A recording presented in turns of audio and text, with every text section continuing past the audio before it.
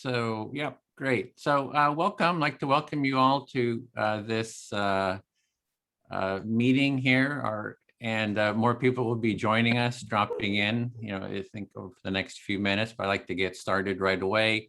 This is our orientation, introduction and orientation to the Empathy Circle practice and the Empathy Circle facilitation training. And we also do a little bit of practice here, so you get a bit of a chance to experience the Empathy Circle. I'm Edwin Rutch. I'm director of the Center for Building a Culture of Empathy, and I've been working on the topic of empathy for about 14 years and created the Center for Building a Culture of Empathy and the website at Empathy Circle, cultureofempathy.com is the largest website for empathy-related material. And from my experience, I found that this Empathy Circle practice is the easiest first step gateway practice for learning and developing empathy skills. So what we're going to do, I'm going to show you here the overview of what we're going to be covering today. And we're going to start off with the welcome, which we're doing right now. We're going to go around and have a short participant introductions, your name, your location, why you're interested in the Empathy Circle and the training. We'll go through a review of the website about the Empathy Circle training, give you a little bit of an overview of it. We'll have some time for questions and answers, and then we'll actually do a bit of the practice, Empathy Circle practice, and then we'll come back into the full group and have a bit of a full group debrief about your experience. So to begin with, we'll just like to go around, just hear from each of you, your name, your location, and maybe why you're interested in empathy and empathy circles and the training. And within about 30 seconds, let me post the question here in the chat. And just bring that up, everyone in the meeting. So there's the question, why are you interested in the Empathy Circle or taking the training?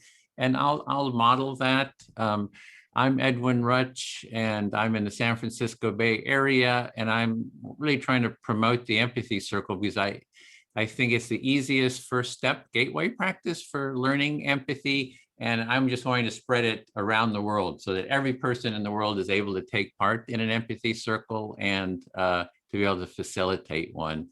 So Bill, did you Sure. check in? My name is Bill Filler. I'm also in the San Francisco Bay Area. I've been working with Edwin for about 3.5 years online and also in street actions and things like that. And I believe very strongly in the Empathy Circle, and especially that it needs to be incorporated into the curriculum in schools so kids learn as they're growing up to listen to each other. Thanks. Great. Would you like to call on participants? Sure, I'll just go around. John. Yep, hi there. So I'm based in Glasgow, Scotland, and I'm a school teacher, and I'm a part-time therapist. So I'm interested in empathy in relation to working with clients in therapy and also with some of my school pupils. I've done empathy work before via meditation, but I'd like to work in it more in a kind of more psychodynamic setting. Great. Okay. Well, I hope that you find something helpful today. Thank you all. And then there's iPhone. It's not your real name, I'm sure. Could you introduce yourself? My name is Gary Cluffer. I don't know if I'm the one you're talking about, but I am. Yes, I am. On my iPhone. Oh, okay. I am from, I live in Cleves, Ohio. I'm an arbitrator. I do mediations. Cleves, Ohio is west of Cincinnati. It's right on the border of Indiana and Ohio. So it's a small little bird. And I'm interested in empathy because a book I'm currently reading, Bullies, From the Playground to the Boardroom, written by Jane Middleton, Moss, and Mary Lee I'll just call her Mary Lee. I can pronounce the last name. Anyway, I'm interested in empathy because it's very, I think the more I read about it, the more it flows with what I do.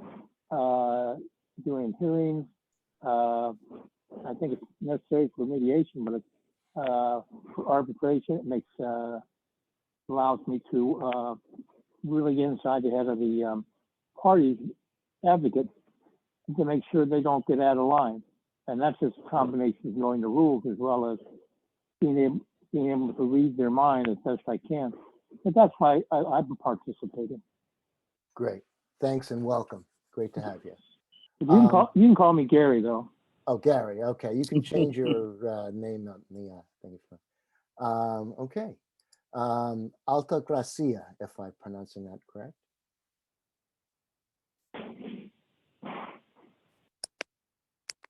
Alta Gracia. Do you hear me? You're muted. Okay. Well, we'll come back to you. Maybe you stepped away for a second. Cindy Wilson. That I can pronounce. Easy to pronounce. Hi, my name is Cindy Wilson. I am from Trinidad and Tobago in the Caribbean. I came across the ad on LinkedIn and decided to join because I'm doing some studies in leadership, and I think empathy is extremely important in leaders. And so I just wanted to learn a little bit more about what the Empathy Circle is about so that I can also share it with persons that I interact with. Great. Well, welcome. Great to have you here. And I see that Alta Gracia, if I'm pronouncing your name right, is here. You're muted. And so if you could just do a short introduction. Thanks. Thank you, Bill. My name is Altagracia, so that was pretty great, Bill. Thanks.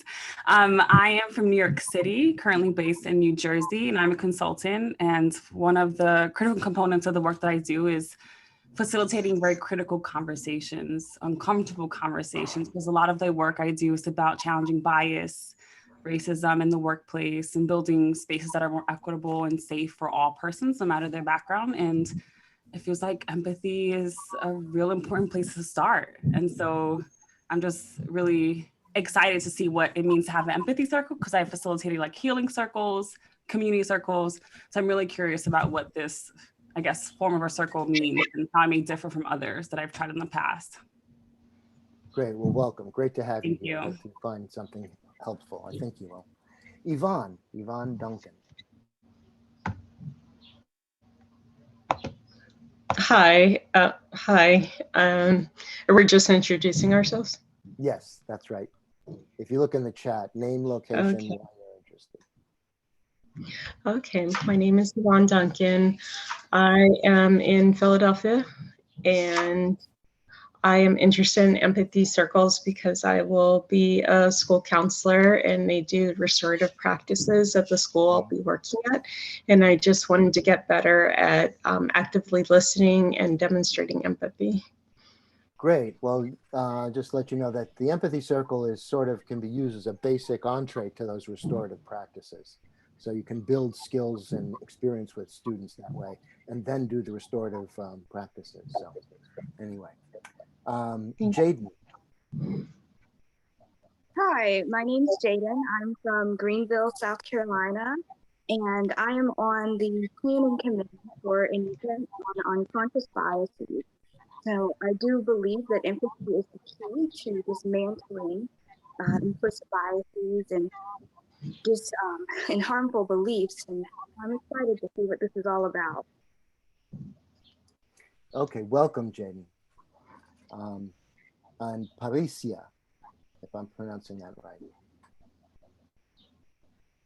It's just have our bag ready, and then we change the baby, and then if he wakes up, then put him back asleep in his car seat. Okay, so you're in your car, and yeah, your audio is a little. Could you just where are you and why are you here, and that's it. Okay. Yeah. So my name is Parisia, and I'm living in Long Beach, California currently. I'm here because I'm really interested in learning more about empathetic language, just also interested in what this course has to offer and how I can apply it. I work in the nonprofit sector, so how I can apply it to the development space, but also to myself. Great, welcome. Glory. Hi, I'm Glory. I'm in the San Francisco Bay Area also. I'm a preschool teacher, and so I want to learn more about the different ways to give empathy and to work from the ground up with kids and adults. Great, Glory. Well, that's a passion of mine, and if I can be of any help about breaking it down or integrating it into the curriculum, please let me know. I'd be happy to help you. Thank you. Sure. Paul Barker. Hi everyone, I'm Paul. I'm based in Johannesburg, or in Cape Town in South Africa. Recently moved to Cape Town from Johannesburg, and I'm a strategy consultant. So we facilitate strategy out of clients. So also just facilitating some hard conversations sometimes, and a lot of conflict come up in those situations. Just understanding active listening would be a good skill to have for all of us. So that's hoping to get some of that in there. Our time zones are a bit misaligned, so I might not be on for the full call, but keen to hear as far as we can go. Great. Okay. Welcome, Paul. Eric Shaughnessy. Hey everyone, my name is Eric. Pardon me, I'm in Austin, Texas, United States. Part of what draws me to this course is I'm interested in bringing empathy circles to my neighborhood and local community. But I was on this call last week and a participant summed it up very nicely. They said basically, this empathy feels good and it makes me happy. So that's part of why I'm here as well. That's an excellent reason. Okay. Tabitha.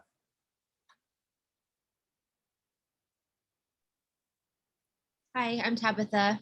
This is my first time in the Empathy Circle. I'm actually a registered nurse, and I just think that empathy is just a really good skill to have, and I'm excited to learn more about it. Great. We've done some Empathy Circle training with med students and doctors, so they found it useful. Thanks. All right, so things shifted around a little bit. Shamitha. Hi everyone, my name is Shamitha.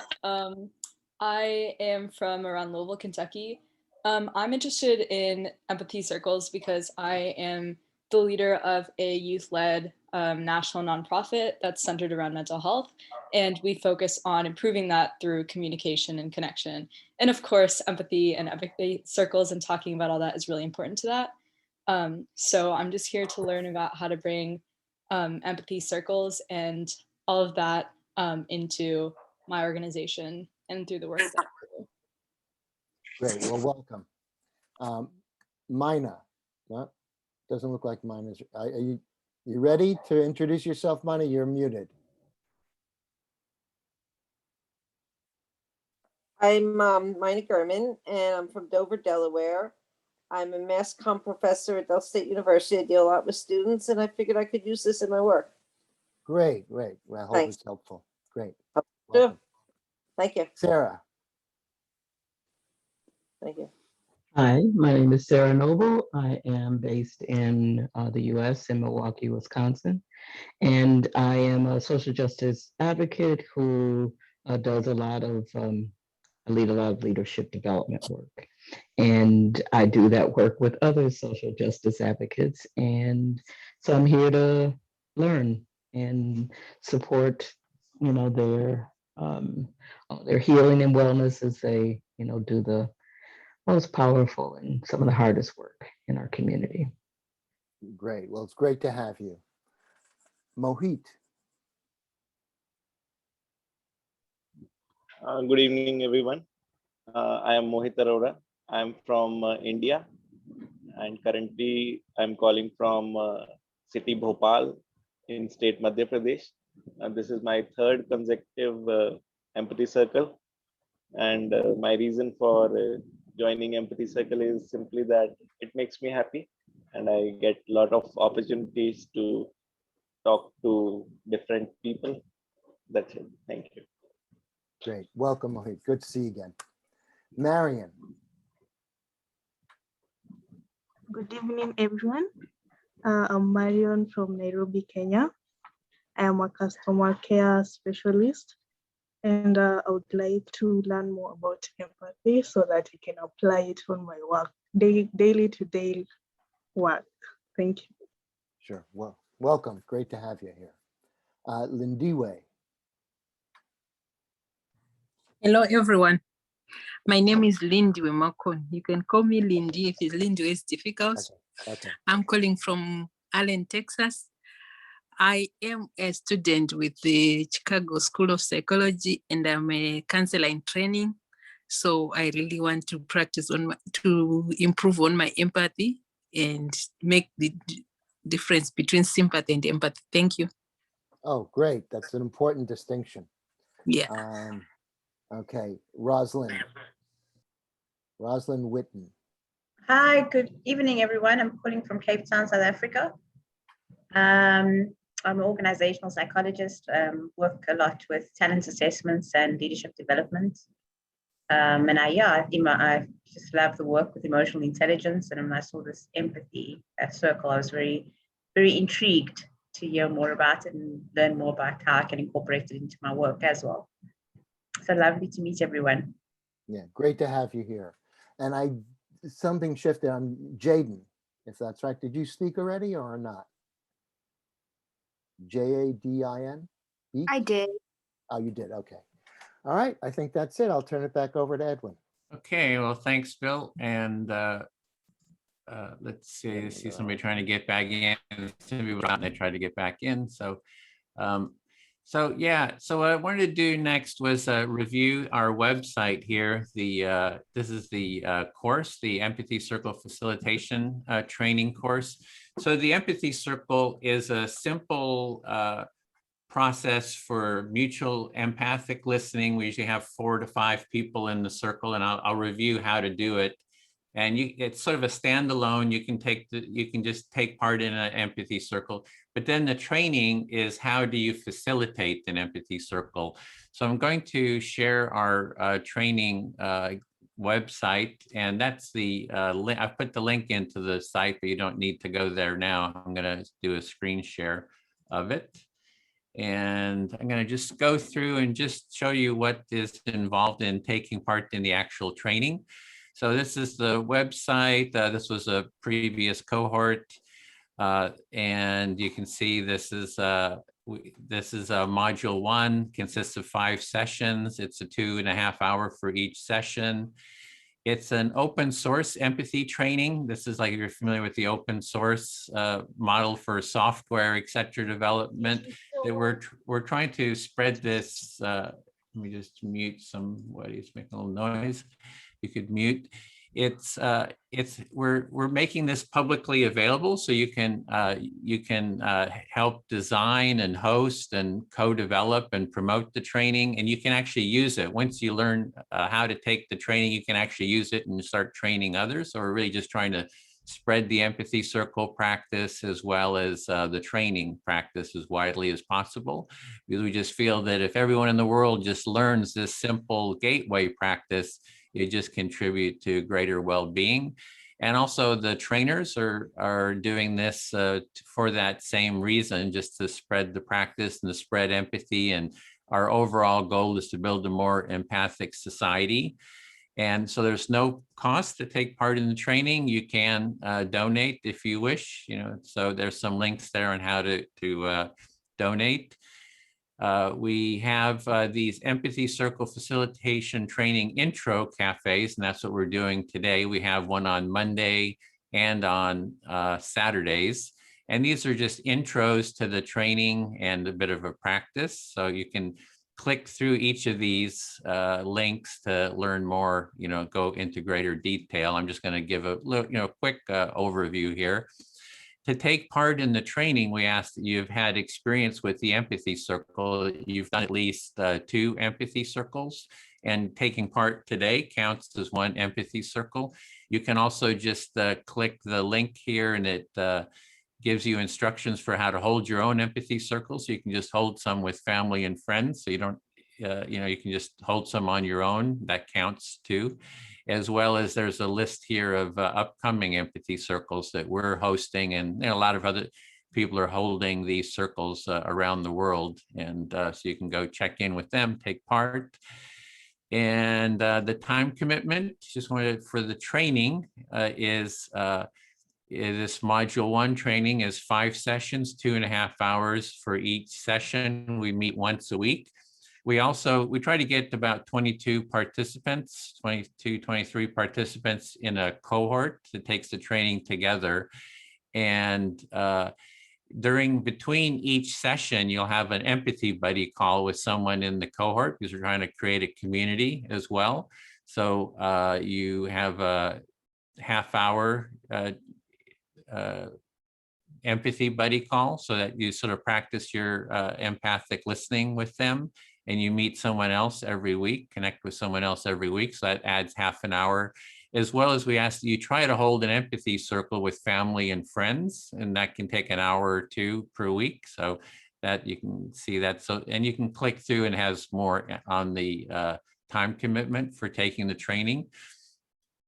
The training path, you can take the training for the first time, 5 weeks, and you can take it as a participant several times, just because every time you learn a little bit more.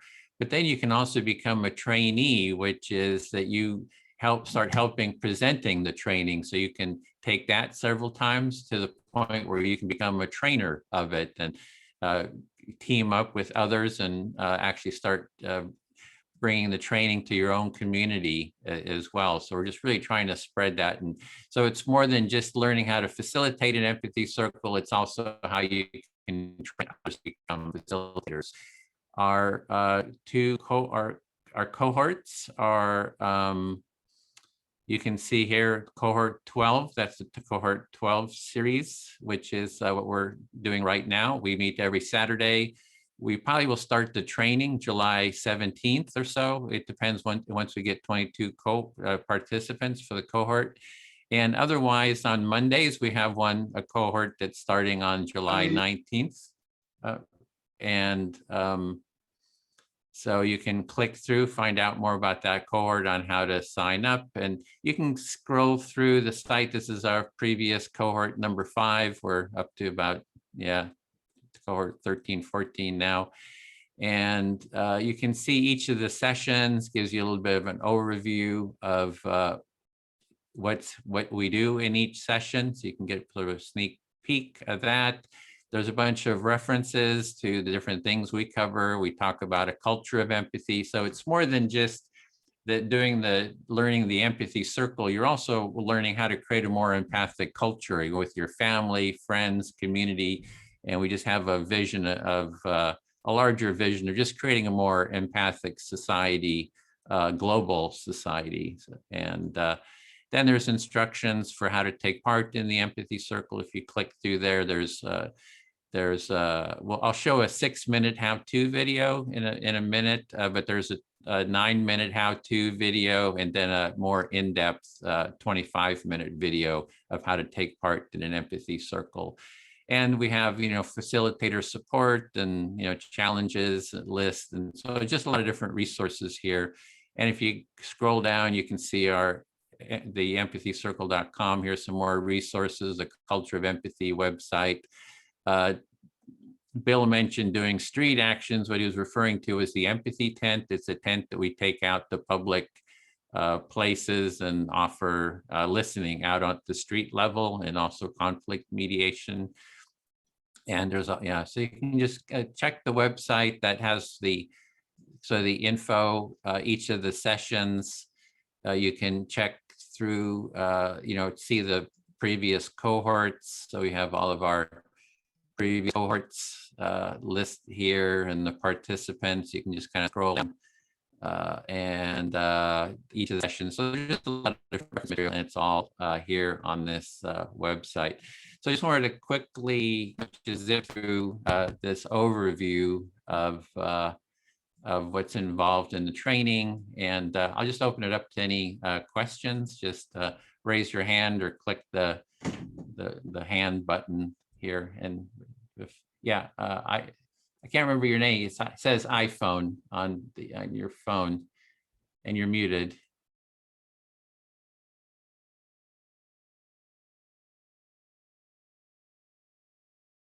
If you unmute, you see you have your hand raised, you're on the cell phone. You're still muted. Oh, there you go. Hello? Yeah. Okay. Mhm. If I understood correctly, you said something I didn't get, because I didn't, I'm not all that familiar with how the operations of the smartphone, but you made reference to a email, or not an email, but a website, and breaking out into groups after, I guess after today. Who determines the groups? And I guess I can find your website, just going to Google and type it in empathy, and it should come up. It's empathy.com, right? It's empathycircle.com. If you go to empathycircle.com, that's the gateway, and it'll lead you to the training website as well. So that's just something. And then the cohorts, we formed the cohorts. It's first come, first, serve. So as soon as we hit about 22 or 23 participants, we close the cohort and start. So it's, yeah. All right. Yeah. That answers my questions. Okay, great. You might want to change your name. Instead of iPhone, you could put your name on that would make it a little easier. It's just a tip. Even though my phone is a smartphone, Mm-hmm. I don't know how to do that. Okay, I don't know. Right. Okay. So, okay, anyone else? You just raise a hand. Anyone want any question about the training?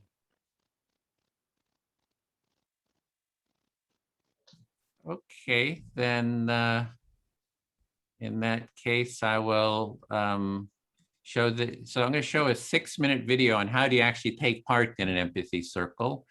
And this is gonna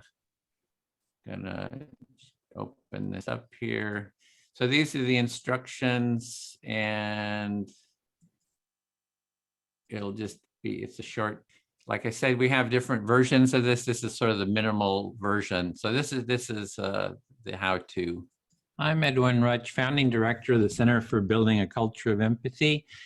I'd like to welcome you to this short presentation on how to take part in a basic empathy circle. So next, let's look at the step-by-step how to take part. An empathy circle starts with 2 to 7 participants. Here on the screen, we have 4 participants, which I find is an ideal number. There are 4 basic roles, and the roles rotate among the participants as the empathy circle unfolds. 1, the speaker, is the first person to speak. 2 is active listener who actively listens to the speaker. There's the silent listeners, they quietly observe and witness. And the facilitator who organizes, schedules, and hosts the circle. They also do the timekeeping, and they have some experience with the process and help keep participants in the process. However, everyone has the responsibility to hold the process and the practice. So to begin with, the facilitator will start the empathy circle. They welcome the participants. They lead introductions if the participants don't know each other. The facilitator invites participants to give short introductions, for example, their name, where they're from, and something personal about themselves. The facilitator then reviews the empathy circle process to remind everyone how it works. They announce the discussion topic, if there is one. Even if there is a topic, you can always talk about what is alive for you. That is what is on your mind in the moment. And 5, they set the speaker time limits, perhaps 5 minutes, for example. And the facilitator then asks who would like to start to be the first speaker. So at that point, the participant volunteers to be the first speaker. As speaker, you select who will be your active listener, and you can select anyone that you want. You speak about the topic given or whatever is alive for you, and so you'll speak a bit until you have maybe expressed an idea or two, and then you want to pause to give the active listener a chance to recap what they understand that you are saying and feeling. If you say too much, the listener may have difficulty in reflecting it. As the active listener, you are listening to the speaker to get an understanding of what they're saying and what is important to them. You are giving them your full attention as a supportive companion on their inner journey and exploration. When the speaker pauses, you recap your understanding of what they said and how they feel by reflecting the essence of that in your own words. You can summarize, paraphrase, or even say the speaker's words back to them. Even though you may have a strong impulse to respond with your own ideas, judgments, analysis, advice, and sympathy, or even questions, resist the impulse to do so. Because these common responses block the speaker from moving along their internal journey. You'll be able to say whatever you want when it is your turn to be the speaker. If you don't reflect the understanding to the speaker's satisfaction, they can always say it again. Then as speaker, you check, do you feel understood to your satisfaction? If you do not feel understood, you can say it again, perhaps in different words. If you do feel understood, continue sharing. Again, after speaking a bit, pause to give your active listener a chance to recap their understanding of what you said. As the active listener, you again share your understanding of what the speaker said and meant. The cycle of speaking and reflecting continues until you, as the speaker, do not have anything else you'd like to say, or until you get a signal from the timekeeper. If you get a signal from the timekeeper, then finish up what you're saying in a sentence or two. After you get a final reflection, you can end your turn by saying something like, "I feel fully heard," or something like that to indicate you are done with your speaking turn. At that point, the roles then rotate. The active listener becomes the speaker. The person they select becomes the new active listener. For everyone having equal time, it is good to select someone that hasn't spoken lately, but it is your choice. The others in the circle become the silent listeners. This process of taking turns in speaking and active listening continues for whatever time is allotted for the empathy circle. And this was just a very short introduction. The best way to learn the practice is taking part and doing it. There is more in-depth material on taking part in an empathy circle and facilitating one at empathycircle.com. Thank you for listening. Okay, so those are the basic process for taking part in an empathy circle. Ideally, at this point, we divide into empathy circles. We have about 4 participants in a circle, and we have about an hour to do the practice in small groups, but we like to have one facilitator in each circle, and we don't have enough facilitators today for all the participants. So what I'm thinking is we'll just have one empathy circle here so you can sort of kind of experience the process. The instructions that, like I said, there is a 9-minute how-to instruction that gives a bit of an overview of some of the benefits. There's a lot of benefits to this practice. One of the main benefits is it's an easy first step gateway practice that anyone can get started with. You may feel a little bit of anxiety to begin with if you haven't done it before, like, oh, am I doing it right, and so forth. And then there's also a 25-minute video that goes into more depth about the process.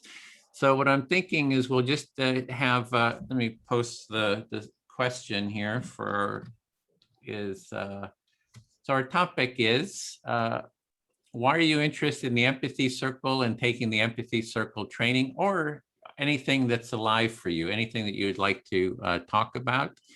And we'll start with someone can speak to me as an example, I'll be the first listener, and then I'll select someone else afterwards to speak to, and whoever would like to volunteer. So we just have a little bit of a sample here in this larger group, just to sort of demonstrate the process. So who would like to be the first speaker? And you can speak to me, and you'll have 4 minutes. And Bill, I don't know if would you be willing to take the time, keep the time?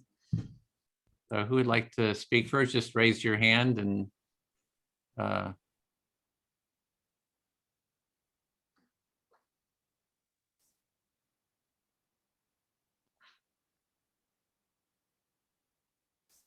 not seeing anyone. Just wave your hand if you'd like to speak. Okay, great. Alta Gracia. Yeah, I'll try and be brave. Yes, So, I'm how listening. much time do I have? 4 minutes. Oh, that's a lot. I might not use Or all of if you run out of things to say, you can say, I feel fully heard, so you don't have to use the full okay. 4 minutes. So I'm listening. Okay, so I think I might fuse the two questions of like why I'm interested in something that's maybe feels alive for me, or something that's weighing on my heart is how I describe it. I offer the real I'm a consultant, so I work with a lot of organizational leaders who are looking to create good change within their organizations. And lately, I think I've been kind of disappointed in what I've been seeing in workplaces. You know, we had a pandemic recently. There was what was the largest civil rights movement in global history that happened recently as well. And we're seeing a lot of conversations that are coming out of that as well. And there seems to be a lack of empathy in workplaces. You know, there are persons who are being told to go back into workplaces that are unsafe. There are folks who are burning out at an unbelievable rate compared to before the pandemic and even years past. Hey, can I pause you there just so I can reflect back what I'm hearing? Of course, so I'm hearing you're in organizational development, and there's been a lot happening in the workplace. There's the racial issues, Black Lives Matter. There's been the pandemic. There's just all this been happening, and you're just feeling disappointed in what's happening in businesses. And there's almost like there's a lack of empathy is what I'm hearing. Yes, it's exactly it. And I've been kind of almost, I continue to be shocked at the lack of empathy. And it seems like, it sometimes feels like there's more scarcity in the world. And so folks are, I don't know, have less emotional space, I don't know, for empathy. That's what it feels like with what I'm seeing. And so I'm excited to think about how to make empathy just a cultural norm for folks. That is the first thing that comes to folks' minds when they're looking to meet someone. Instead of thinking, what do you do for a living? What can you do for me? Folks are thinking, how can I be there for you? How can I be a listener to you? How can I support you in feeling valued and seen and safe in this world? So you're seeing the importance of empathy, and would like to make empathy a cultural norm. And instead of just, hey, you know, something about yourself, you're wanting people to have like deeper conversations and really hear each other more empathically, and that to be a social norm. Absolutely. Spot on. Is there more? No, I think that sums it up. Thank you. Okay. I You feel fully heard. I do. Okay, great. Then would someone like to be a listener for me? Just I won't. Usually in the circle, we select the person that just listened. They select who's going to be their listener.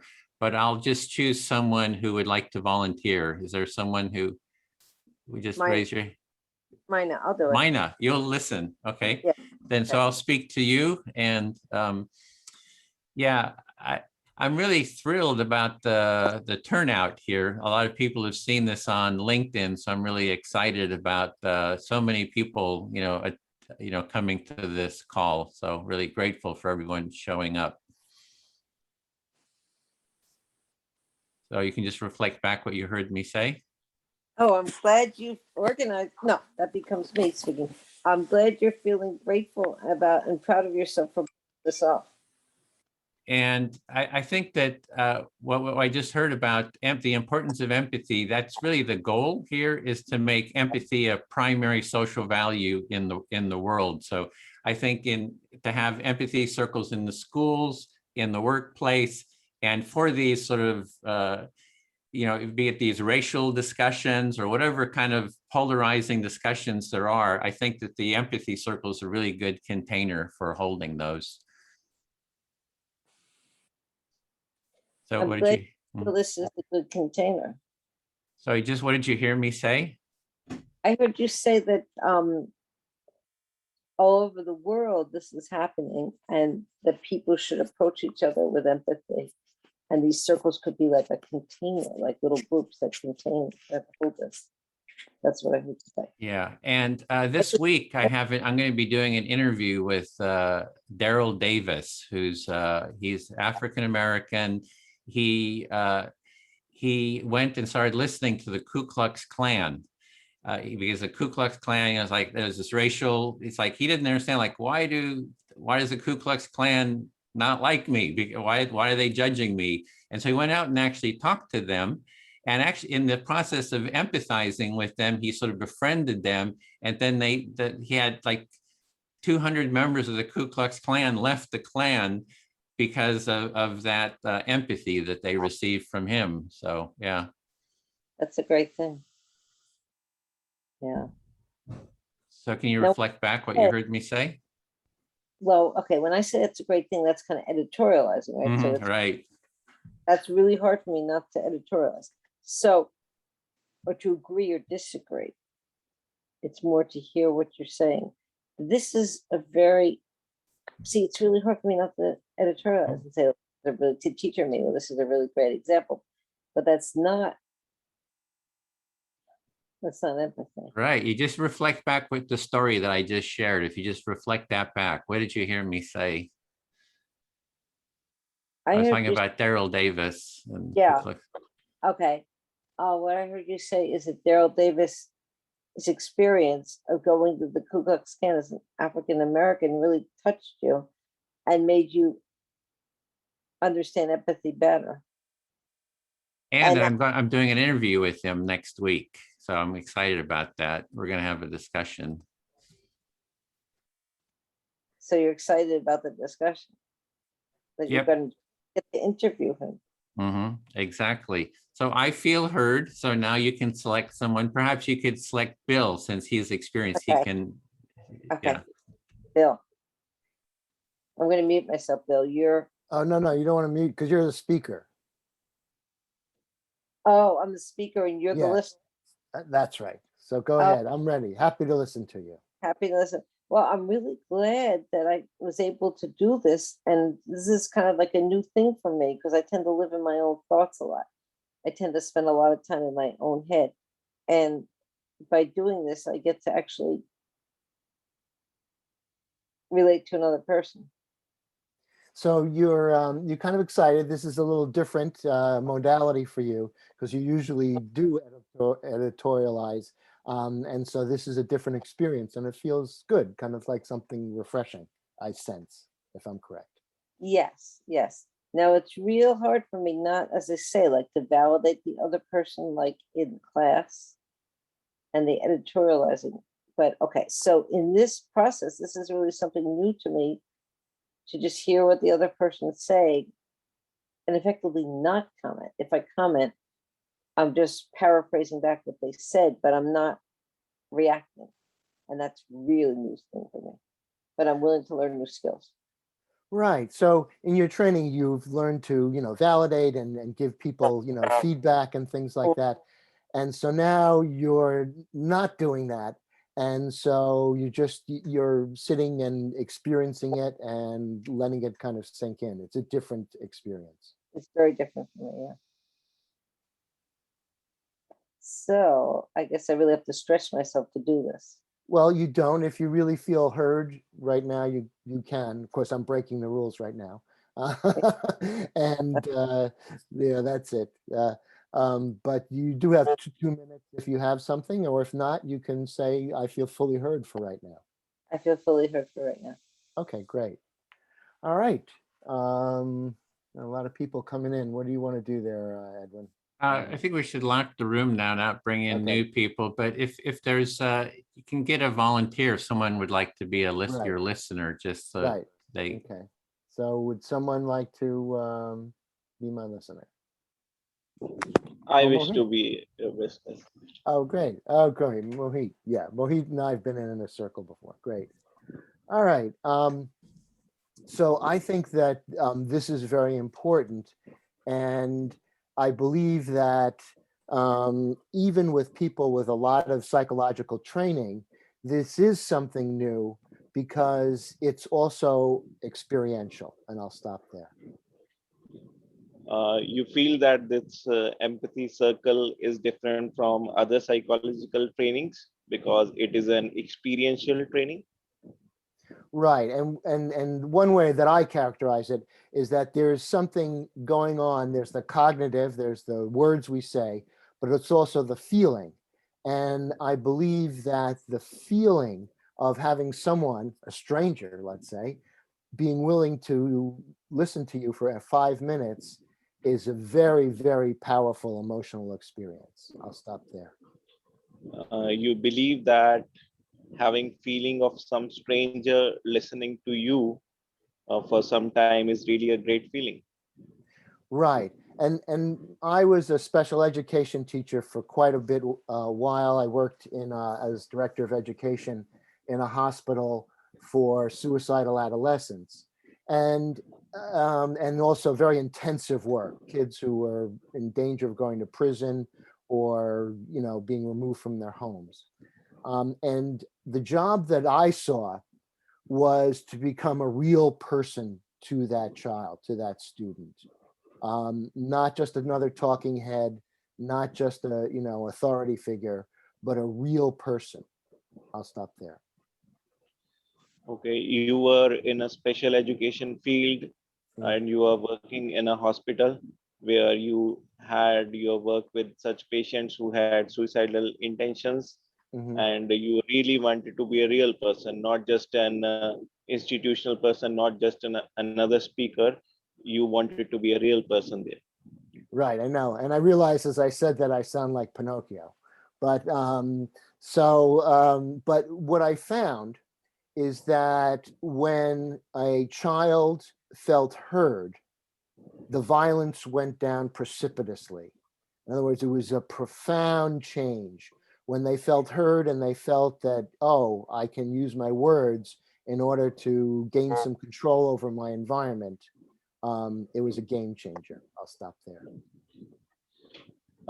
It was observed by you when you worked with the children that if they were fully heard, there was a profound change in their behavior. They had the feeling that they can control their environment by feeling heard. Right.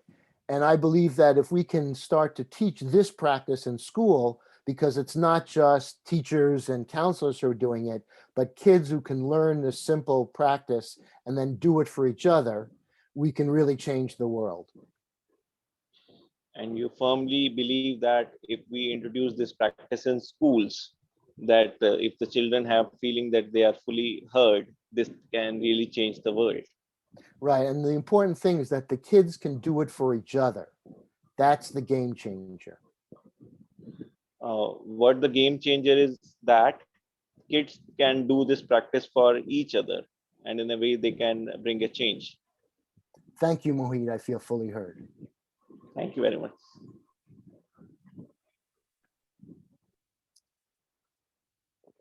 So I think Eric has raised his hand. He's willing to listen. Mohit, if you'd like to speak to Eric.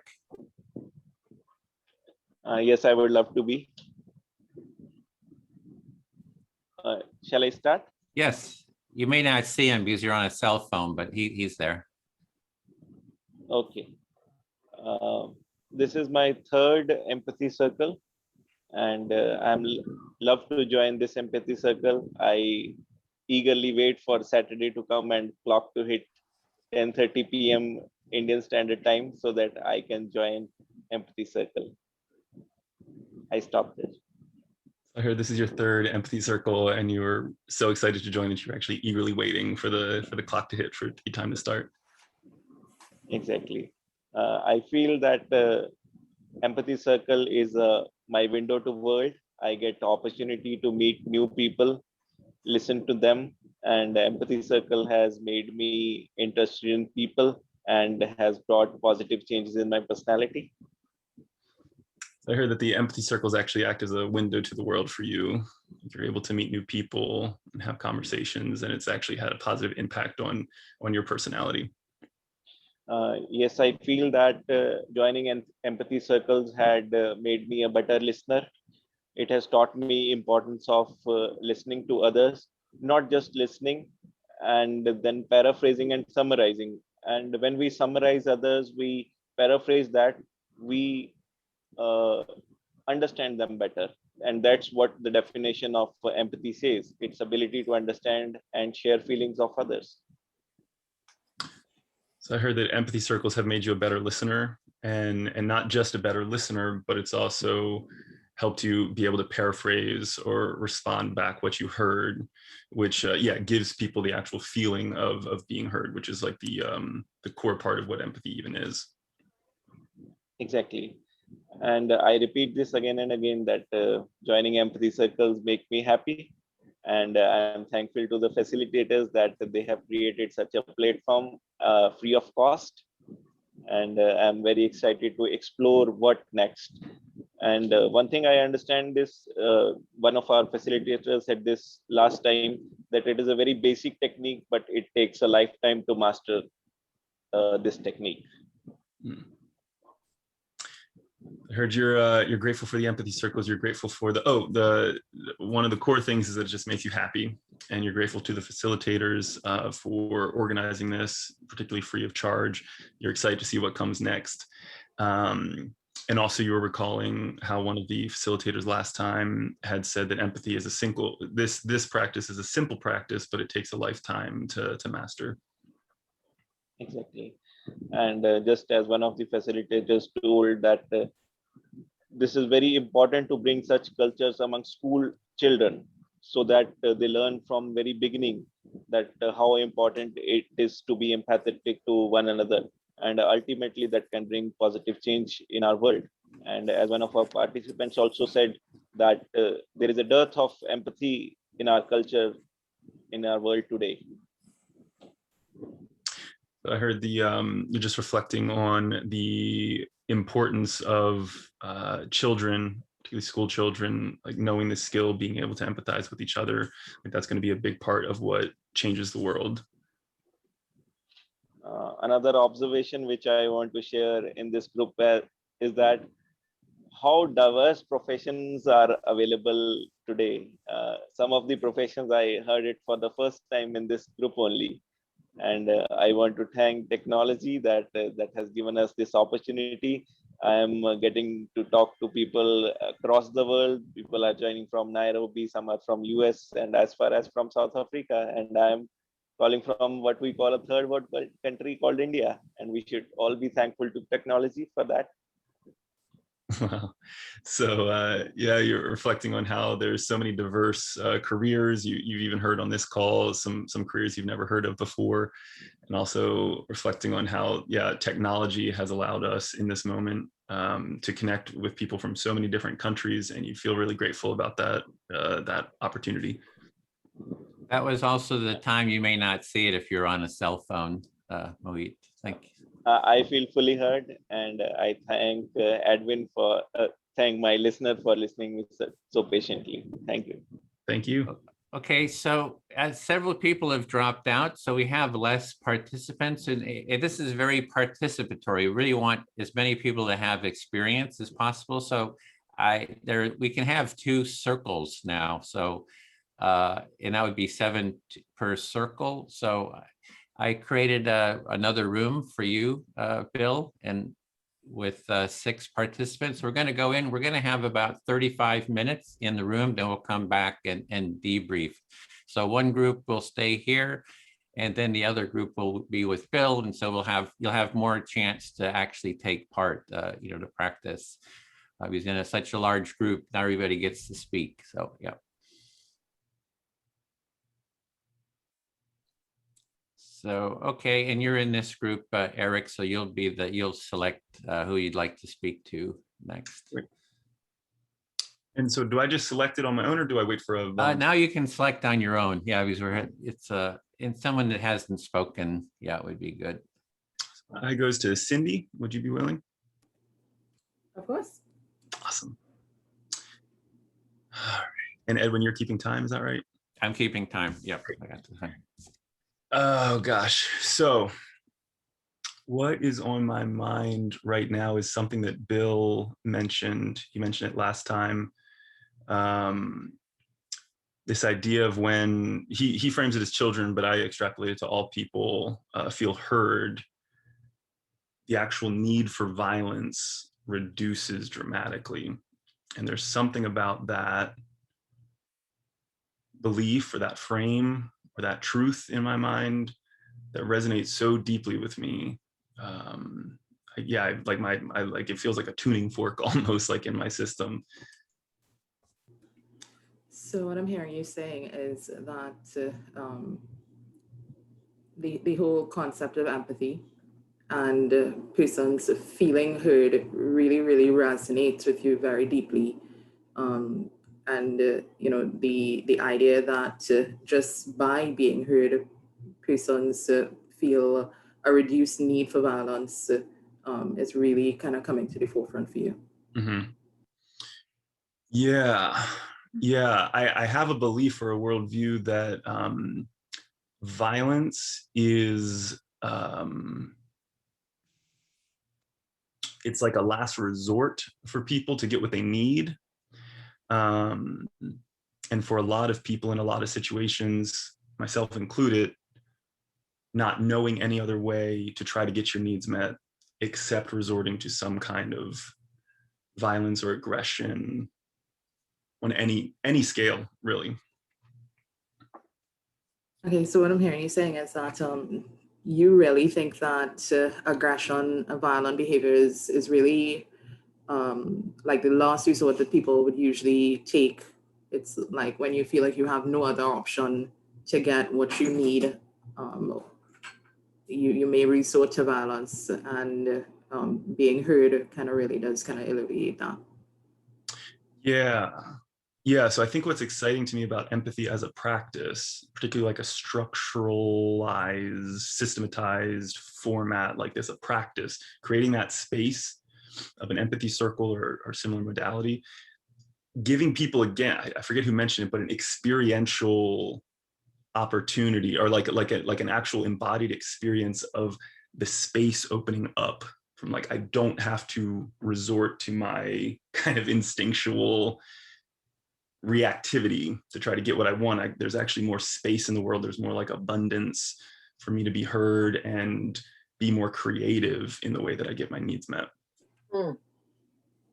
Yeah, so the whole idea of the empathy circles really kind of creates that opportunity for people to have an outlet and for their expression and to be heard, rather than kind of, you know, focusing or going back to, you know, just the instinctual behaviors, and really puts them in a place where you have that feeling of safety and freedom to be creative and express, and that is really important to you. Yes. Yeah, thank you. And I don't know, Edwin, if I just saw the sign, but either way, I do feel fully heard. So thank you, Cindy. You're welcome. Okay, so Edwin, I have to select someone now? You select someone, maybe Jaden Okay. or John, who haven't spoken yet. Okay, so I'm gonna select John. John, are you able? You're muted, John.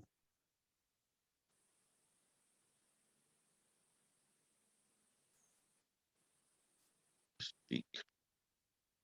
There you go. Hello. Hi, Oh, John. hi there. Can you hear me? We're hearing No. you clearly. Oh, good. So just So just Cindy will speak to you, and you'll reflect back what you're saying. Okay. Sure. Okay. Okay, so on my mind is how really important this type of activity is, but how difficult it is actually, because I'm listening and I'm accustomed to, you know, as I'm listening to persons, trying to give them feedback and reassurance. But in this practice, I actually just have to listen to what they are saying. And I found Okay. that really difficult.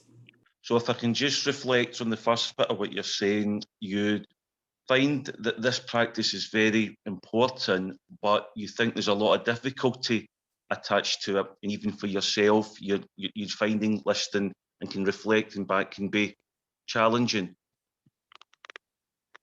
Yes. Yeah.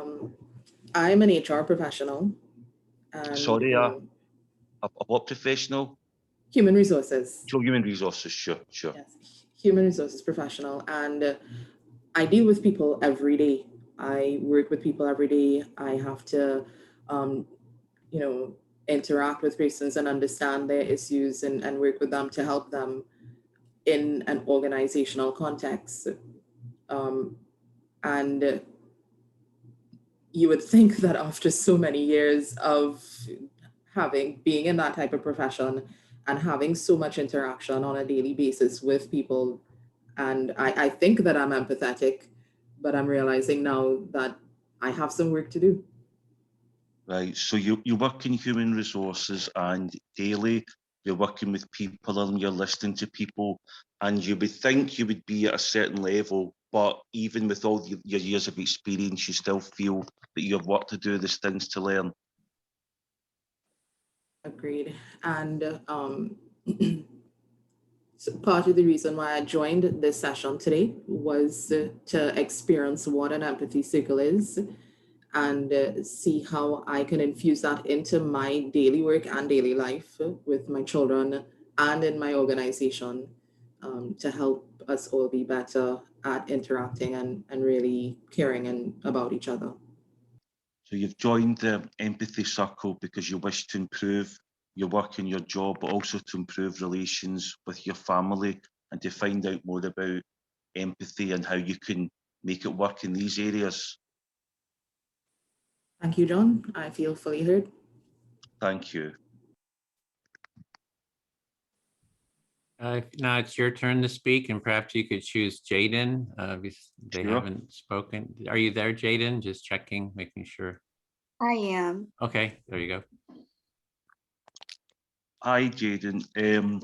So I've joined the Empathy Circle because it's something I've always been interested in and I've tried to work on before. I've tried to work in it through meditation. And I've tried to work on it in therapy. But I think for me, something like this, something a wee bit more practical when you're sitting with a group, because often that's where empathy gets lost in group situations and organisational settings. I think it's easier to be empathetic with someone one-on-one if they're suffering. I think sometimes the force of that is lost or can be lost in an organisational setting. So, John, what I'm hearing you say is that you've been, excuse me, interested in practicing empathy and applying it to organizations and everyday life, and that you've used it in different capacities throughout therapy and meditation, but you found that sometimes that tool gets lost in translation because empathy is so easy to apply to situations where people are deeply suffering and deeply hurt, and not so easy to apply in cases where things are not as heavy as that. Yeah. I think sometimes as well within large organisations, it's sometimes the culture of the organisation, which is supposed to be empathetic, it becomes something else, and therefore people find it hard to be empathetic on an individual level. So what I hear you saying is that in some instances in larger organizations where there's supposed to be a culture of empathy, it oftentimes falls short or mutates into something else where individuals struggle to have empathetic feelings towards one another. Yeah. That's really all I want to say, and I felt heard that you've understood me. Thanks very much. Thank you.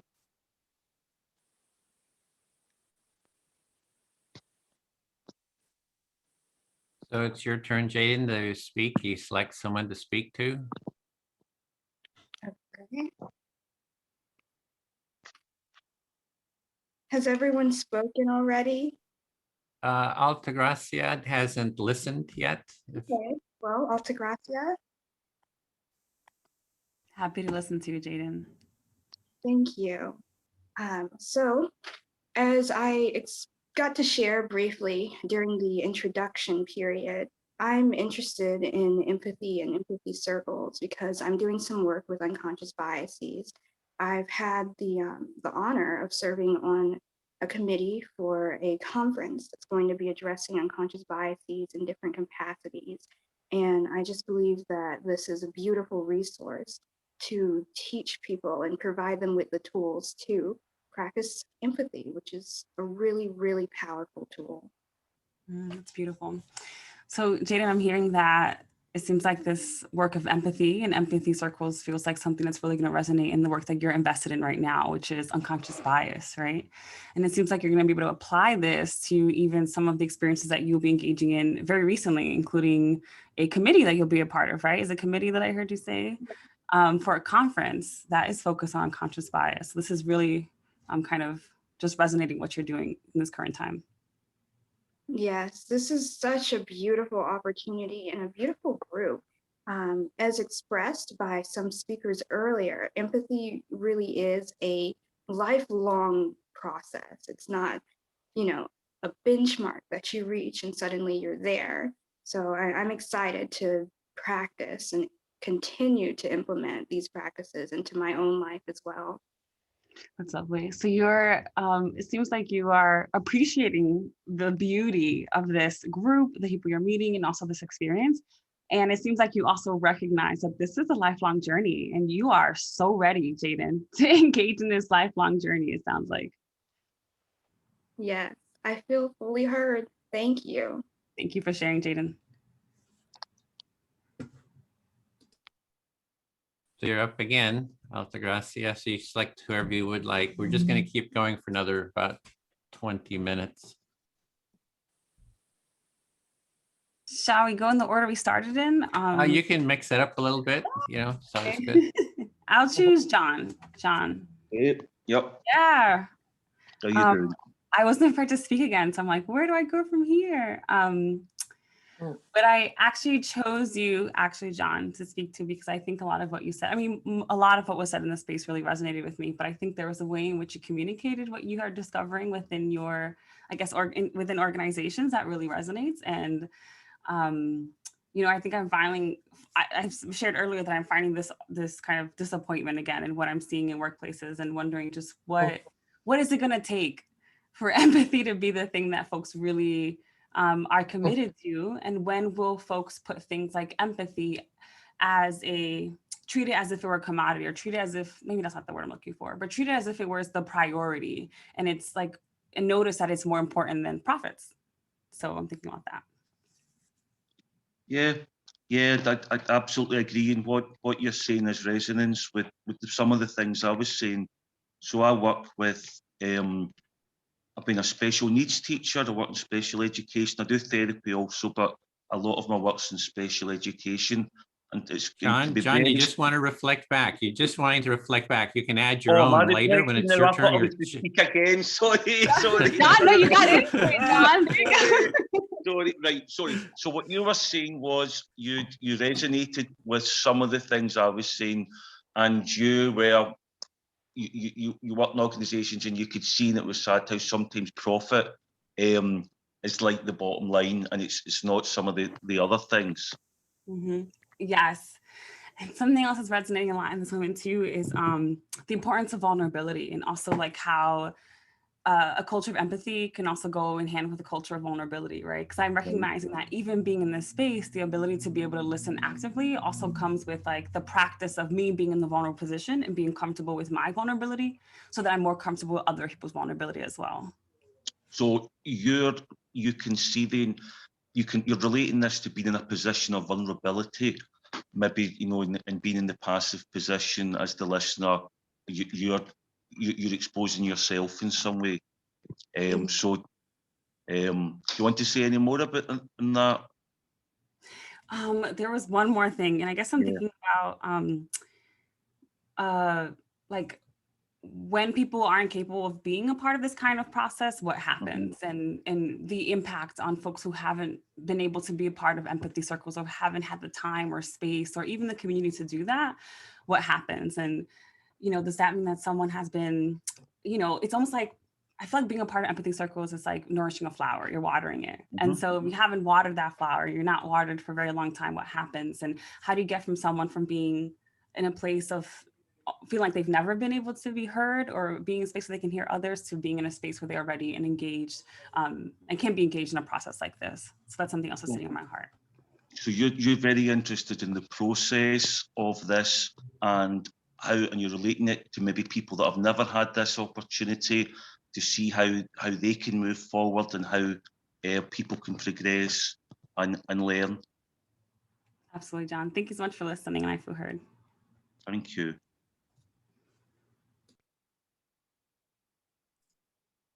So you choose, John, who's your listener. All right. I'm not so good. I'm dyslexic, so I'm not so good with names. Can you remind me of some of the names of the people? There's Mina. Mina, she hasn't. Right. Well, I'll do Mina. Right, Mina's fine. Mina's Okay, fine. so I'm now the talker and You're the listener. You're listening to John and just reflecting what you hear John say. And you have 4 minutes, John. Okay, John. Oh, okay, so I don't know if I'm going to speak for 4 minutes, but I'll speak for a short time. So I have tried to practice empathy before through meditating, through meditation exercises, but I've often found working in a group therapy setting like this has been more valuable to me. When I see people face to face, it's easier than just imagining them or imagining a feeling. So you see people face to face, it's Yeah. more gratifying than imagining them. Yeah. I find that this therapy, this group idea easier to manage than maybe doing meditation, where you have to do a lot of imagination. Because this for me is seeing people face to face. For me, this kind of approach is a bit easier. It's a bit easier to handle. So I've enjoyed this today, and I would be interested in learning to do more sessions like this. I do find listening, it can be challenging. Again, I'm dyslexic, so sometimes I jumble information up or things are hard for me to remember. But I think, like has been said before, putting yourself in a passive position or a vulnerable position, I think it's a very important tool for humility and for spiritual progression. So you find it spiritually fulfilling to do this? Yes, absolutely.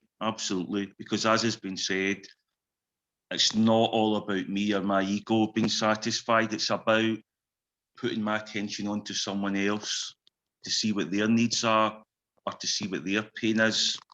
And hopefully then whatever stuff I'm going through, it doesn't seem so difficult. It doesn't seem so challenging. I'm sharing in a way in someone else's experience, or even sometimes someone else's suffering.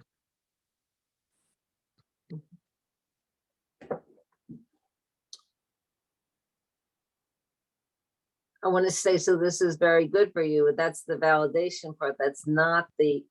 It's just, I know it is hard. It is hard if your mind's trained to do a certain thing. Yeah. I'll see if I can speak on. So, as I say, I would like to do some more of these sessions, and I would like to lead empathy groups eventually with my staff, who sometimes, due to stress burnout, are not always very empathetic or kind to each other. They're kind to the clients, but it's almost as if their empathy runs out when dealing with each other. And sometimes that can result in them being a wee bit nasty to each other. So I'm thinking maybe groups like this within staff training could be helpful to them. So that's the kind of way, that's where I'm kind of coming in with this. So it's more useful to you to relate to the other staff because everybody's primed to relate to the clients or the students, but not really primed to relate to each other. Yeah, I think if you're building a caring, nurturing That was the time environment. too, but I've just finished, John, but I just to let you know. I was just going to say, if you're building a caring, nurturing environment, especially for clients, it has to include the staff because people tend to mirror each other. So if staff are nasty to each other or not empathetic, that's what the clients see as well. So that's me. Thank you for listening. I feel heard. Thank you very much. Mina, thank you. You're welcome. You're welcome. And now I need to pick a listener, right? Right. Okay, so let me see. Let me pull down the chat bar and forgive my hand for a second. Okay, who has not spoken? Edward, you spoke. Yeah, I haven't spoken recently, Okay. so Okay, I go could ahead. listen. Oh, okay. I'm listening. I'm listening to you. Yeah, so All right, I'm listening. you're gonna listen to me. Right. Well, I spend a lot of time thinking about what the next chapter of my life has been. You know, a lot of people don't want to go back to their jobs after the pandemic, what I read. And it's not because of the pandemic. I've been doing the same thing for 16 years and I just feel like I'd like the next chapter of my life to start, but I don't want to leave working even though I'm the right age to, because I think work is my central passion and organizing force. So I spend hours and hours by myself. Whenever I'm not with people, I'm just obsessing like what's my next move, this and that, rather than just letting it happen. So I'm trying now more to follow the signs and let it happen. But I'm kind of nervous about like not having a strategic plan for the future. Okay, can I reflect that back? So what I'm hearing is you're looking to see what's next in your life. What's next? What's the next stage? And you're feeling a bit of anxiety that you don't have a plan, and it's a bit of a nervousness about just letting it emerge. Emerge, right? And you're kind of could retire, but you like work. You like to work, and so you don't want to just give up on work. I definitely like work. I definitely like the separation between work and home. Like I like to get in the car in the morning and just go somewhere else and like for 8 hours concentrate on something totally different. And then when I come home, just be home. The past year has just been so stressful for me because of this working from home thing that there's no line. I mean, I have a big house. It's not like I can't have rooms dedicated strictly to work, but I just miss the camaraderie of the office. And I have a full-time job and a part-time job. My part-time job, everybody is very supportive. Like during the pandemic last summer, they met every morning from 9 to 9:30. Ostensibly, to have a work meeting in my part-time job, but it's because the people really like each other. But on my full-time job, everybody is busy. They have kids living at home, elderly relatives living at home. They have to make money. They have all kinds of stuff. So I think they really enjoy the freedom of being home because it lets them attend to the multifacets of their life, but I don't really have other facets. Work really is my thing. And saying hello. If I can reflect that back. So you really like work and you like to have the home work differentiation. So it's like you go and you leave that and you appreciate that. That's right. And that work is really where you sort of have your sense of community. And in your part-time job, there's sort of a sense of community.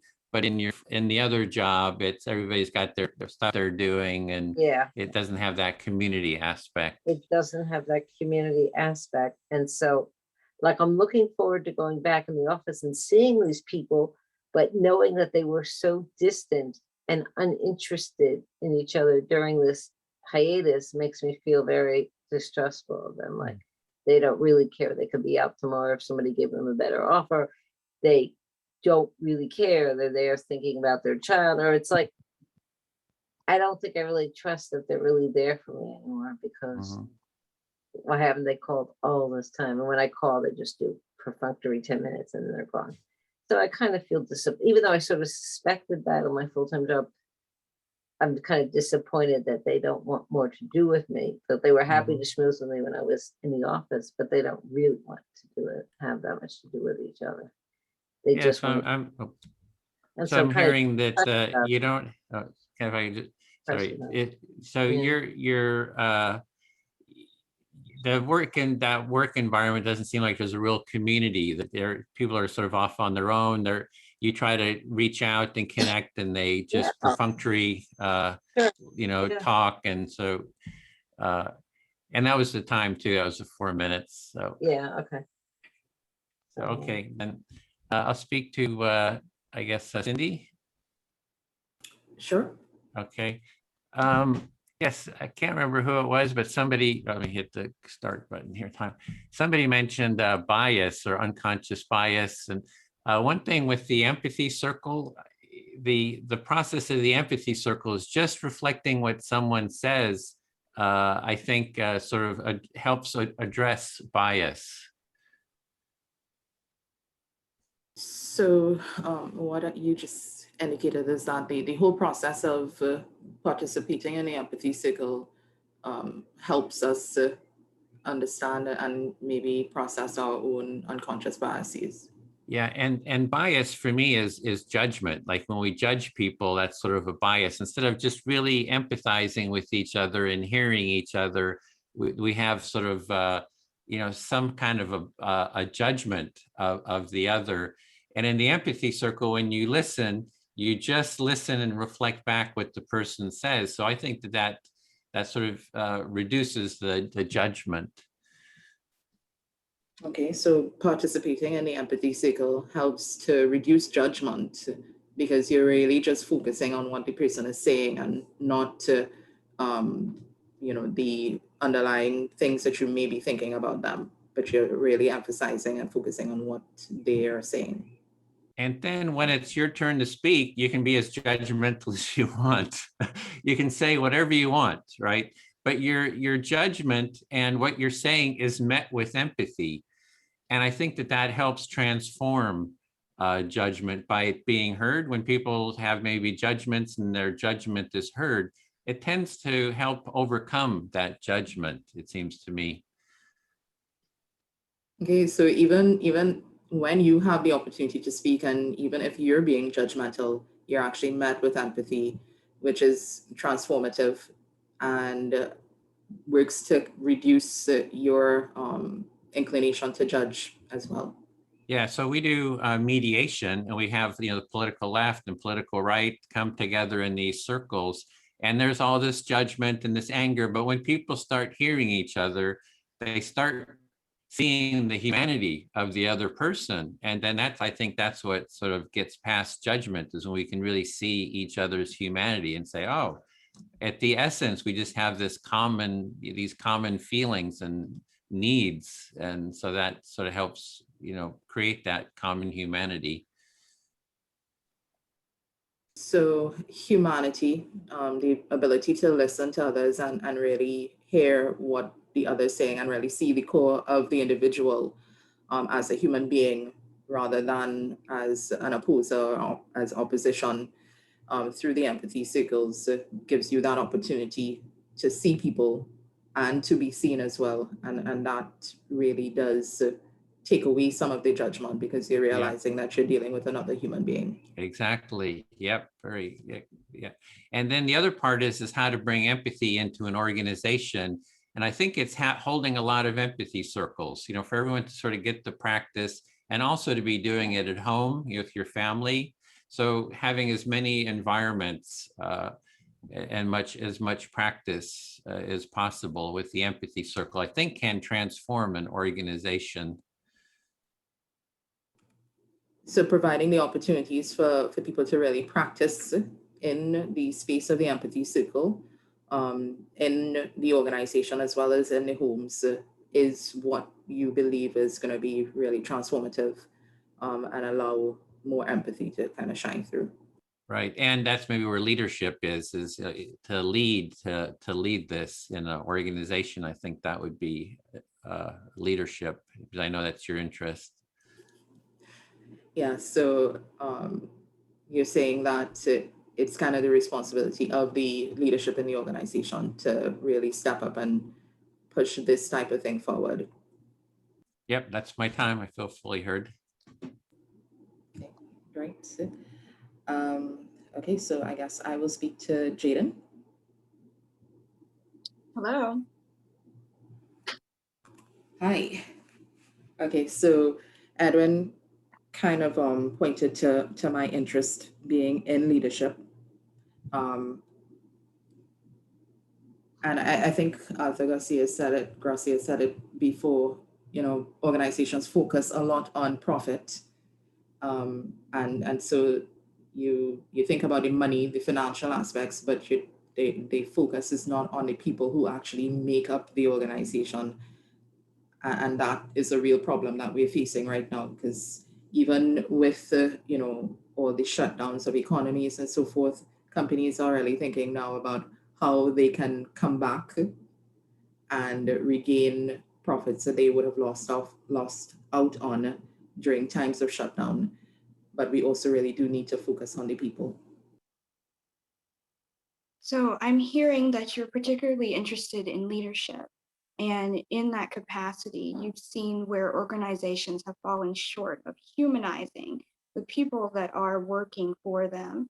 And you feel like empathy would be that tool to help promote humanization and just better caring for the employers.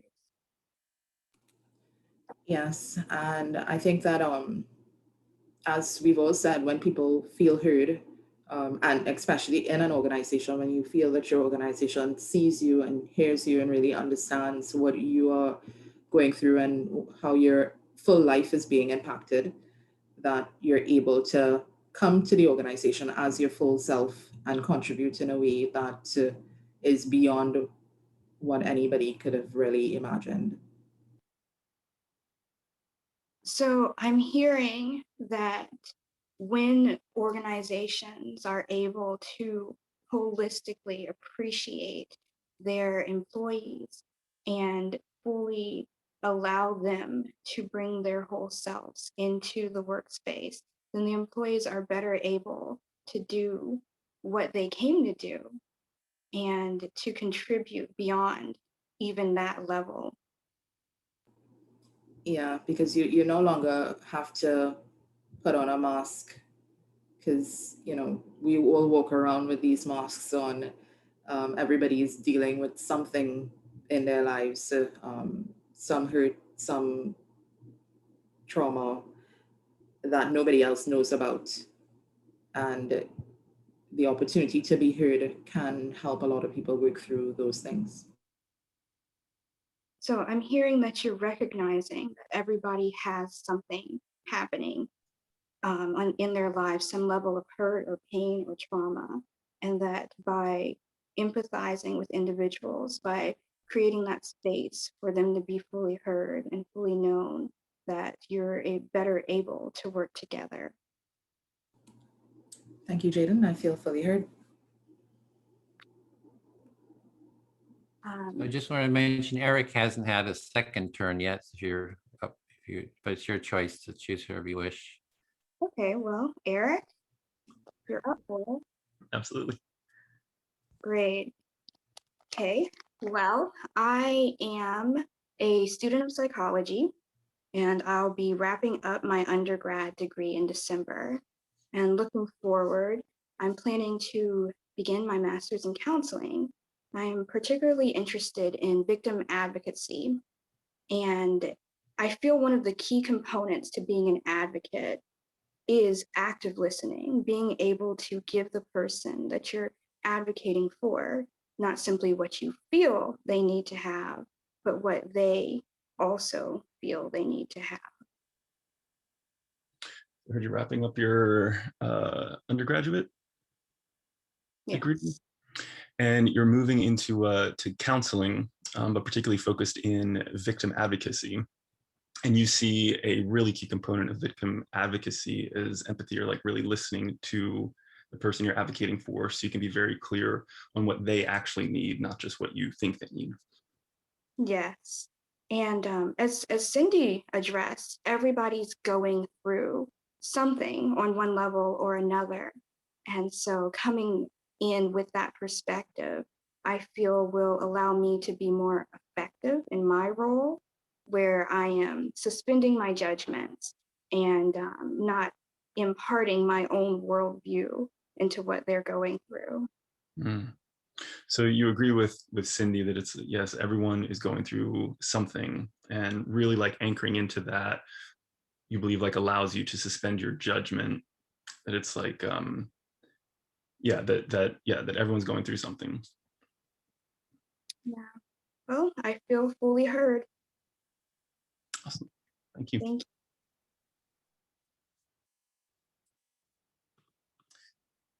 And Edwin, do we have another time? Yeah, we have time for just one more. For your turn. So go ahead, choose someone. Let's see who hasn't gone recently. Let's see. Does anyone feel drawn?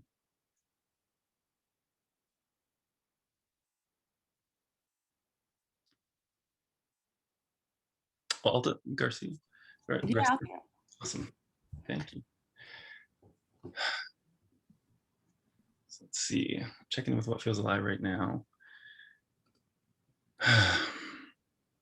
I'm thinking of what John mentioned. It resonated with me of it being a spiritual practice, like building. I see it almost as like a muscle. I've spent so much time developing even my own capacity to touch in with my own needs, like in a moment, which I didn't always have that skill, but so I built that skill. And so integrating in the ability to, like, while simultaneously be very in touch with my own needs, also being very cognizant or present to other people's needs, like in the moment. I think it's it's like a spiritual, almost like a superpower. So I'm hearing that you're making this connection of like what is happening to you during this process of engaging in this work. You're feeling it's a spiritual practice, or even maybe an awakening. I'm adding that word in there, Eric, but I'm feeling that given your body language. But you feel like you're practicing, this process of engaging in empathy circles, or even understanding empathy more deeper, is a spiritual practice, and it's like a muscle that needs to be. What do muscles do? They flex and they build over time. So that's what you're sensing. Yeah. And with the muscle metaphor, just reflecting on how there have been periods of my life where I've been like regularly involved in different empathy practices, different modalities. But it's been a little while since I've been engaged with them, and I'm kind of even noticing, how the muscle has like atrophied to some degree, and remembering really even fondly on the times when this was a regular practice, how it's like it kind of colors all of my interactions, or it becomes so instinctual. And I'm just looking back, like remembering how I really enjoy that space. So it's been some time since you've engaged in this practice and the way that you are in this moment, and it's bringing you back to some of those moments of realization, awakening, even the connections that you've made in your life, and how these empathy circles or this practice has allowed you to bring more color to the experience that you're having in relationships in your life. Did I get that right? Yeah. Yeah, and I feel fully heard on that. Thank you. Good. Thank you for your transparency, your openness.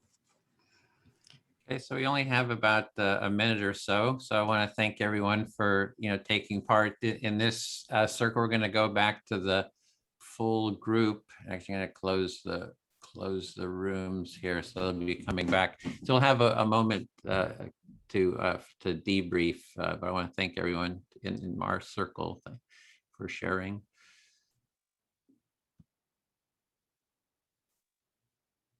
And I think about 45 seconds, the others will be joining us as well. So think about, well, how was this experience? You'll have about 30 seconds to share any insights about the experience. You can think about that.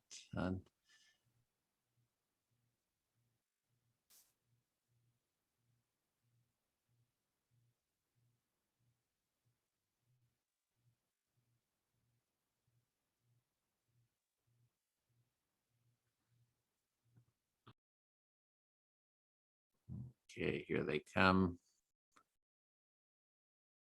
5 seconds.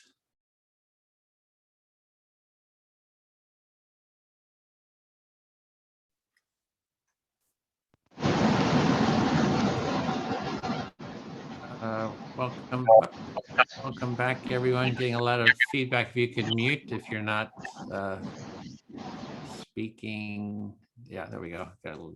So, okay, well, welcome back, everyone. Really appreciate you taking part in this. We have about less than 20 minutes just to go through and hear from each of you. I just put into the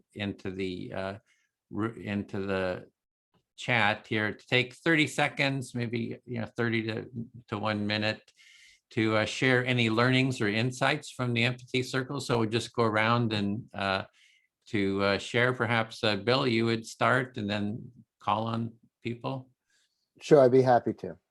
Well, as always, I find myself full of gratitude and appreciation for people who come here, for this is a new process, but I really, and also for people, if English is not your first language, I speak one language.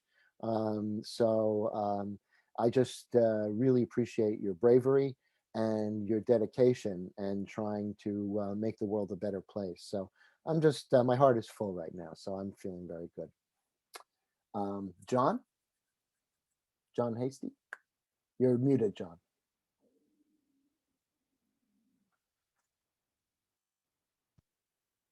Whoops.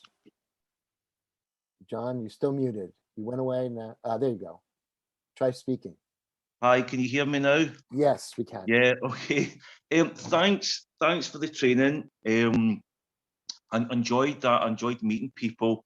I found it quite hard because I'm on painkillers just now, so I was feeling a bit sluggish at points. Apologies if I was a wee bit slow in the uptake at points, but I got a lot out of it, and thanks everyone for sharing with me and for understanding my Scottish accent. Cheers. Cheers. Great to have you. Altagracia? Yeah, I think similarly, I just want to express gratitude for, of course, those who organize, but and those who are vulnerable. I'm recognizing that a lot of times in these kinds of spaces, it feels like those who are present are the ones who already have an awareness of the need. So it's like we want the empathy and we also are ready to give it. And it seems like there is some really beautiful giving and receiving that happen in this space. I'm really grateful for having the opportunity to hear from others and to see this in practice. Great, and thanks for sharing in that. Tabitha? I wasn't really sure what to expect today. It was new and exciting, and I watched the video, so I knew it was going to be a little bit of participation. So I was a little bit nervous, but I really liked the small group. Everybody made me feel comfortable, and thank you, Bill, and all the participants. So I realized, I need to practice this more, and I really enjoyed hearing everybody's perspectives, and I learned a lot today. Thank you. Thank you, Tabitha. Rosalind? Yeah, likewise. I thoroughly enjoyed just the space for connection. I really, really grateful for that. I also echo what Mohit said earlier about that opportunity to just connect with people all over the world.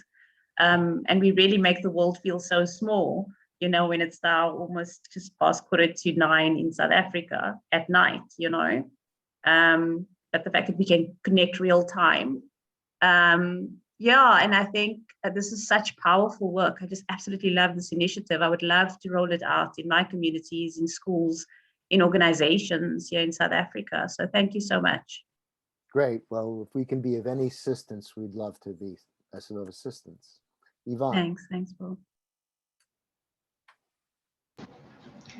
Yes, I really appreciated that others in our group shared similar feelings to what I was having about feeling nervous about going through the process and putting yourself out there and judging ourselves. And so it was nice to know that I wasn't alone in that. And I just really appreciate everything that everyone shared.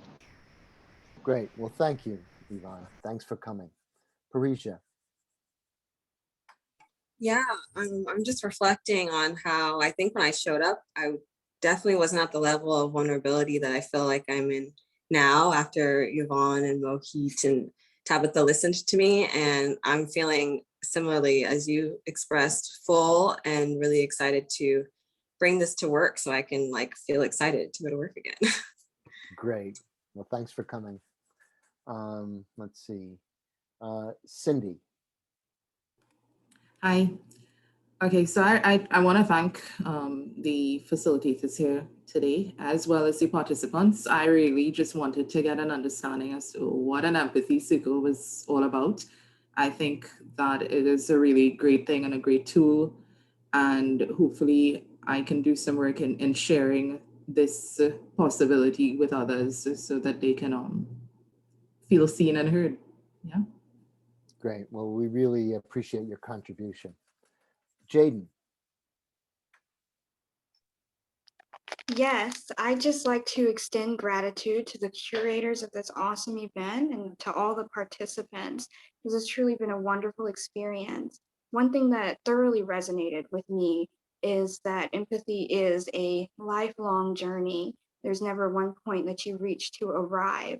And I'm just looking forward to taking these tools that I've learned here today and continuing to practice empathy in the different capacities that I inhabit. Thank you. Thank you. Eric? Yeah, as many folks have said, a lot of gratitude for Bill and Edwin and all the organizers with Culture of Empathy. Particularly doing this for free, I think is just really amazing.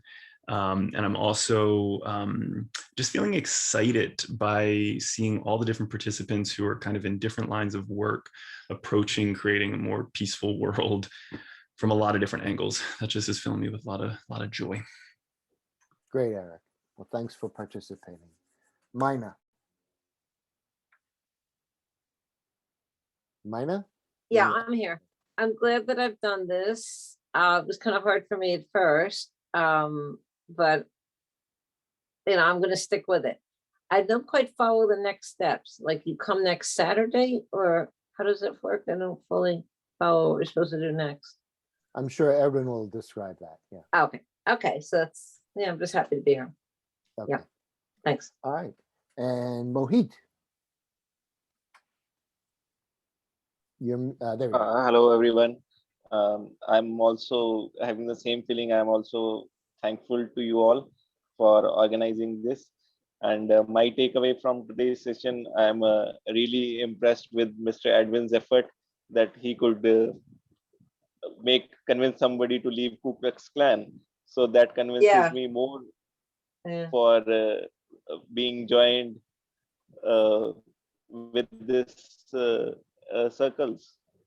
And one thing I'm more convinced today, that whether you are from any part of the world, our emotional needs are almost same. Thank you. Thank you, Mohit. Great to see you again. Edwin, turn it back to you. Oh, and then also your experience, Edwin.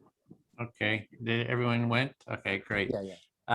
Yeah, for me, it's always, the time goes so fast. It's like, hey, we could go for another hour with this. It does go fast. It does go fast when you kind of get that listening. And as some people mentioned, when you first get started, it's a little, anxiety producing that, am I doing it right and so forth. But it gets easier and easier over time, and you feel less anxiety in the process.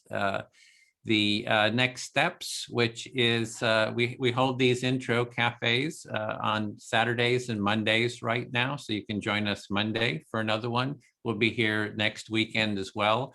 If you click through on some of those links, there's a calendar of other empathy cafes that other people are holding. So Bill's actually holding one on Thursdays. Do you want to say something about that, about the schools? Sure. I'm holding an empathy circle on bringing the empathy circle practice to schools. And so I have various strategies for breaking it down and adapting it for the school environment. Again, a lot of times what teachers will say, I don't have time. So there's a way of, breaking it down, then building it up. So I'll put my email if you're interested let me know. If I can be of any help, I'd be more than happy to. Thanks, Edwin. Yeah, and there's a lot of other empathy circles that other people are holding. So there's a calendar of those events. You can attend those. You can also just see the instructions at empathycircle.com and, so hold some circles of your own. We have the next cohorts, training cohorts. There's on Mondays, 13B. That's going to be starting July 19th. And there's a few places left. I think have about 19 participants. We can have up to about 23. This time slot is our next cohort will be 12C, and that's going to start maybe in 3 weeks or so, 4 weeks, once we get the full participants. I'm not sure, it's been filling a little bit slower. So that's another next step, is to take the training.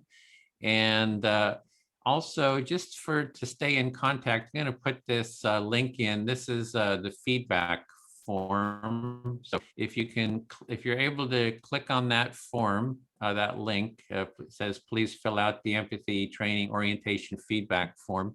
So this is a way for us to stay in contact and get a sense of your interest, how we can support you in your interest in the empathy circles and training.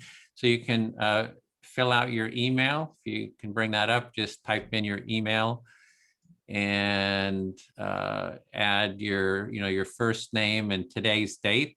And then there's some questions, about where you heard about the facility, about this training, and you can fill out if you'd like to take part in the course, or if you're already in one of the courses, and some other questions there. And then you can hit just return on that, and that'll send that information to us. And it's a way for us to stay in contact. We also, if you go to the training website, you'll see there's a link there to an email list that we have. There's maybe about 170 people who have taken the training already are there, so you can join that list, and it's a good way to stay in contact with us. So I think that's it so next steps. Hopefully you can join us next week. Bring your friends. If you joined us on LinkedIn, there was a LinkedIn event. You can go and invite your friends to that event too. That's always great to help get the word out. You can invite up to 1,000 friends to that. So invite anyone that you think that would be interested in this. So with that, is there anything else, Bill, that for closing that we should cover? No, I just think that the joke that I kind of say is that you didn't know me 2 hours ago, but you'd let me house sit right now. So. Okay, so we need a house sitter. There's Bill. You can trust him. Okay, well, with that, we like to do just jazz hands for a goodbye. Well, thank you so much. So grateful for you all taking part in trying to create a more empathic society and world, and let's keep working on that. So until next time, thanks. Bye for now. Thanks, everyone. Bye, everyone. Thank you. So long, Eric. Bye. Oh, Cindy, did you want to stay for any sort of a debrief about the interview? Yeah. Or okay. Yeah, I'll stay on. Great. And I'll stop.